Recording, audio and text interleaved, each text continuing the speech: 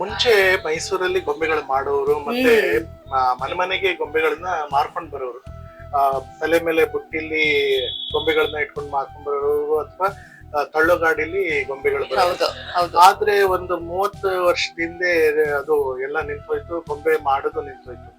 ನಾವು ಗೊಂಬೆ ತಗೋಬೇಕು ಅಂತ ಹೇಳಿದ್ರೆ ಬೇರೆ ಬೆಂಗಳೂರು ಅಥವಾ ತಮಿಳ್ನಾಡಲ್ಲಿ ಮಧುರೈ ಆ ಕಡೆ ಎಲ್ಲ ಹೋಗಿ ತಗೊಂಡ್ಬರ್ಬೇಕಾಗಿತ್ತು. ಸೊ ಒಂದ್ ರೀತಿ ಈ ಗೊಂಬೆ ಇಡೋ ಸಂಪ್ರದಾಯ ಗೊಂಬೆ ಹಬ್ಬಕ್ಕೆ ಒಂದು ಪೆಟ್ಟು ಬಿದ್ದಂಗೆ. ಈ ಗೊಂಬೆ ಸಿಗ್ಲಿಲ್ಲ ಅಂದ್ರೆ ಗೊಂಬೆ ಇಡೋದಕ್ಕೂ ಅಷ್ಟು ಹುಮ್ಮಸ್ಸಿರಲ್ಲ. ನಮ್ಮ ರಾಮ್ಸನ್ಸ್ ಕಲಾ ಪ್ರತಿಷ್ಠಾನದಲ್ಲಿ ಏನ್ ಯೋಚನೆ ಮಾಡಿದ್ವಿ ಅಂದ್ರೆ, ಮೈಸೂರಲ್ಲಿ ಗೊಂಬೆ ಸಿಗೋದಂತೆ ಆದ್ರೆ ಅದು ಒಂದೇ ಸೂರಿನಡಿ ನಮ್ಮ ಭಾರತದಲ್ಲಿ ಮೂಲೆ ಮೂಲೆಗಳಲ್ಲಿ ಗೊಂಬೆಗಳು ಮಾಡ್ತಾರೆ. ಅಲ್ಲಿದೆ ಒಂದೊಂದು ಪ್ರಾಂತ್ಯದ ವಿಶಿಷ್ಟ ಗೊಂಬೆ ಸಂಪ್ರದಾಯ.